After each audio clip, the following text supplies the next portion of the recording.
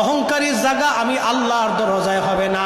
এই জন্য টাকার অহংকার করা যাবে না, ক্ষমতার অহংকার করা যাবে না, সম্পদের অহংকার করা যাবে না, জনপ্রিয়তার অহংকার করা যাবে না, এলেমের অহংকার করা যাবে না, ধনের অহংকার করা যাবে না, সন্তানের অহংকার করা যাবে না, জাগা জমির অহংকার করা যাবে না।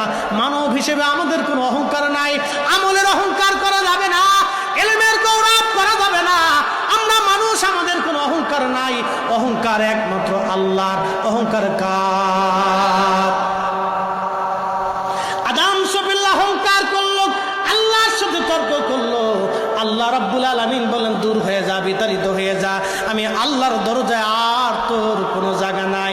তার মানে আজাজিল যা করলো আমাদের উল্টা তাই করা লাগবে। আজাজিল অহংকার করলো, সেজদা দিল না, আমাদেরকে সেজদা দেওয়া লাগবে আর আল্লাহর দরবারে মাপ চাইতে হবে।